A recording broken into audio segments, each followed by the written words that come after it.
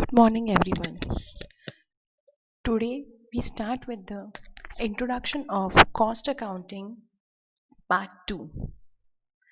Earlier we studied about introduction of cost accounting part 1. In that we studied the meaning of cost, costing, cost accounting, cost accountancy, difference and relationship between cost accounting and financial accounting, objectives of cost accounting and all.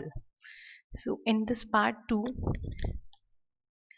we will discuss about advantages of cost accounting. So what are the advantages of cost accounting or why we use cost accounting? So various groups sharing benefits of cost accounting are as follows. First is managers. So how is cost accounting advantageous for managers or to management? It can decide production at optimum level and utilize the plant capacity to maximum extent. It reveals idle capacity. It checks accuracy of financial account. It helps in decision making. Better management of affairs improves net worth of the enterprise. It helps to maximize profit through proper profit planning. It facilitates cost control and cost reduction. It helps the management to prevent frauds and manipulation of accounts. Bankers and financial agencies, etc., can form an idea of the firm before granting credit. Now, how cost accounting is advantageous for owners. The owners or shareholders benefit from cost accounting due to higher profits and improvement in net worth. Higher profits enable the management to pay higher dividend to shareholders, and in case of quoted shares, the market value of share is increased due to higher profits and dividend. The shareholders can get more value for their shares. Now, advantages of cost accounting for workers. The costing methods and techniques enable the management to evaluate workers' efficiency in a scientific way. This helps management to fix proper remuneration to workers. Thus, workers get fair remuneration for their work. Sincere workers are rewarded for their efficiency by introducing wage schemes, bonus plans, etc. Now, advantages of cost accounting for government. Government can get higher revenue by way of taxes on production, sales, and income due to higher efficiency of the enterprise and resultant increase in profit and net worth. Government can determine price of the products where it regulates or control prices on account of accurate cost data. Cost accounting enables the government to prepare plans for economic development of the country. Now, advantages of cost accounting for consumers or for public. Consumer can get goods of good quality at lower price. Development through cost accountancy generates employment. Costing helps to curb inflationary trend in the economy. Cost accounting removes inefficient and incompetent management and it facilitates steady growth. Advantages of cost accounting for lenders or creditors. The better management of finance enables timely debt servicing by company in the form of repayment of loan and payment of interest. Now, what are the criticisms against cost accounting? So, first is duplication of efforts. Some believes that cost accounting is only repetition as it uses financial accountancy data as a basis for cost accounts. It involves only rearrangement of data and change in terminologies. To a great extent, expenses and cost mean the same thing. That's why this involves only duplication of efforts. Expensive cost accounting adds to the expenditure due to maintenance of registers, records, and staff for cost ascertainment. This adds to the expenses. Not useful for decision making. Many management decisions are affected by consideration of factors other than cost. The impact of such factors overweight cost consideration. This reduces utility of cost accounts. Failure of the system. It is argued that costing system has failed to bring the desired result. Therefore, it is defective. Limited applicability. Modern methods of costing cannot be rapidly applied to certain industries. There is no ready-made system which can be applied to all the concerns. And not reliable. Cost accounting is based on estimates, hence it is not reliable. Types of costing. So, first is historical costing. Now, what is historical costing? It refers to the determination of cost after they have been actually incurred. It takes into account only past figures. It is also known as traditional accounting. The other type of costing is estimated costing. In this, product cost is ascertained before starting operations so that future policies can be prepared. This is done by using rates of historical cost of material, labor, and predetermined rates of overhead. The another type of costing is standard costing. In standard costs are also known as target cost, which can be achieved under normal efficient operational conditions. It provides a framework for measuring performances. So these are the three types of costing. Now, methods of costing. What are the methods of costing? First method of costing is job costing. This refers to a method of costing where the items of direct cost are traced to specific job and order. Each job is specific and involves different operation. The objective is to ascertain the cost of each job. Now the contract costing. Contract costing is used for builders where a construction job takes a long time to complete. In this case, the cost of each contract is ascertained separately. It is suitable for the firms which are engaged in the construction of bridges, roads, buildings, factories, etc. on contract basis. Cost plus costing. It is an extension of contract costing. In this case, price of contract is not fixed between contractor and a contractee, rather than an amount of profit or percentage of profit on cost is fixed. In this type of costing, it should be decided earlier that what type of cost will be included in the cost and whether interest on capital will form part of cost or not. Then batch costing, where small components of the same kind are required to be manufactured in large quantities, that is in batches. That's why this method is called batch costing.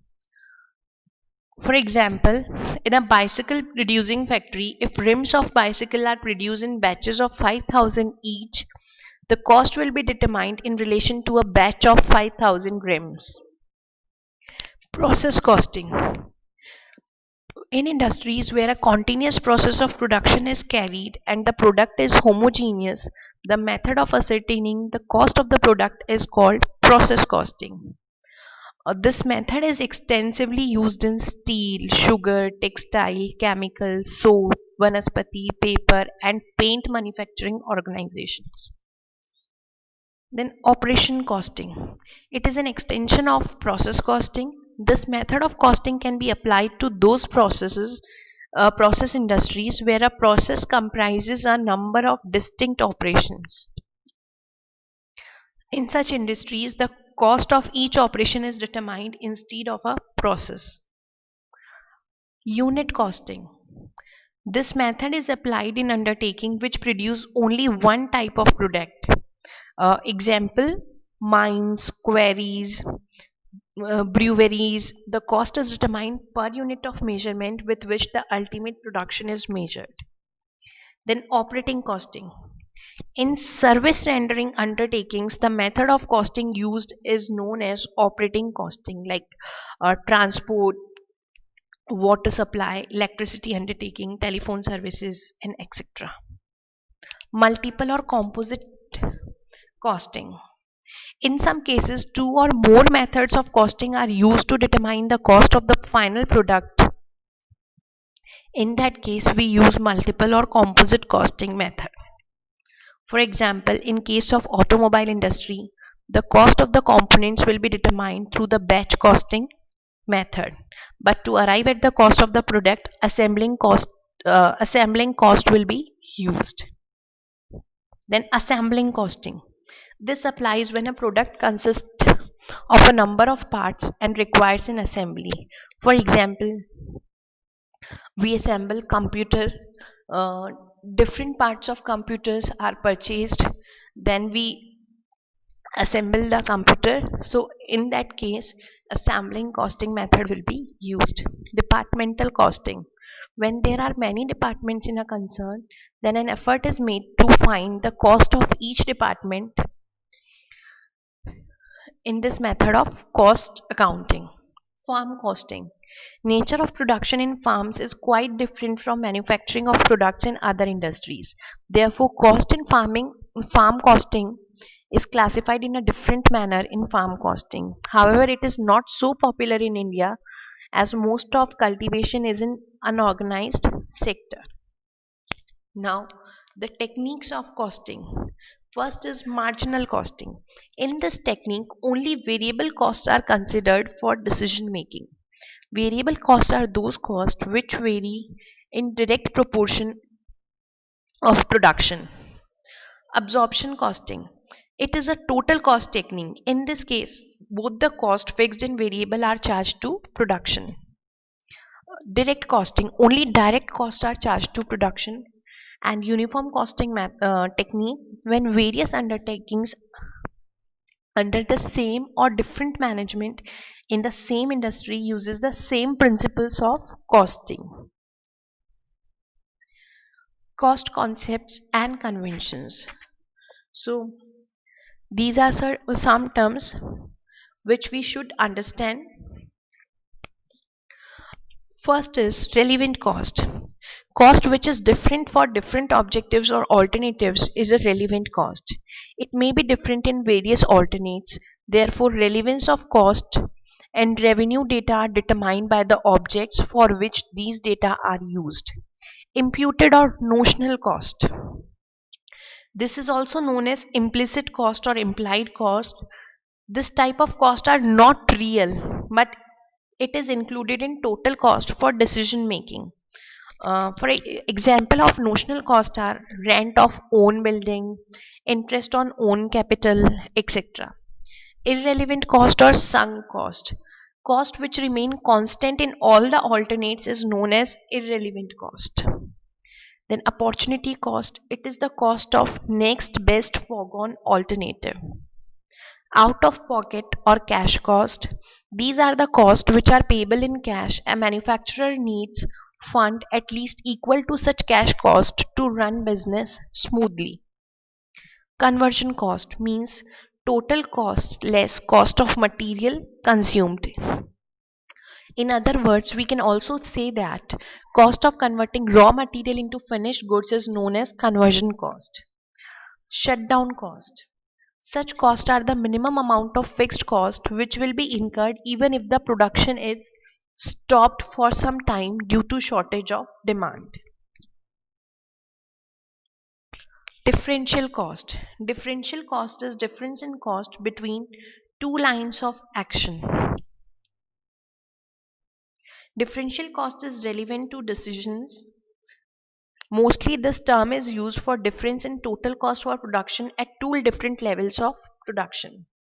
Period cost. It is just another name of fixed cost, as fixed cost is that cost which is related to period. Now, what is cost center and what is cost unit? Cost center is a location, person, or item of equipment in an undertaking in relation to which cost may be ascertained, and cost unit related to the quantity of units produced, services rendered, or time consumed.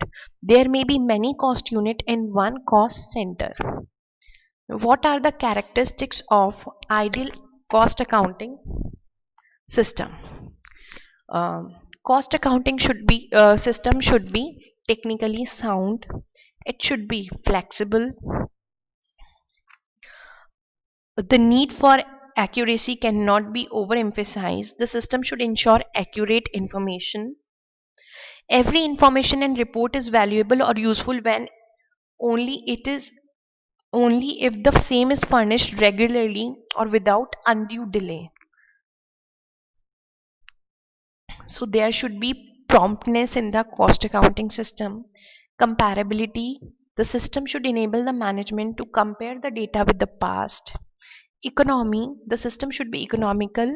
It should not create financial burden on the organization. Uniformity. Forms of uniform size and quality should contain instructions for use, and forms of different color should be used for other purposes. All forms used by foremen, workers, etc. should be standardized. Suitable. There may be many types of information system for different types of industry. That system should be selected which is most suitable for the industry. Adequate information. System should be so effective that it provides all types of data which is required for ascertainment of cost, cost control, decision making, budgeting, reporting, etc. Continuous review. Cost accounting system should be constantly supervised and reviewed so that it gives what is expected from it. So these are the characteristics of ideal accounting cost accounting system. Thank you.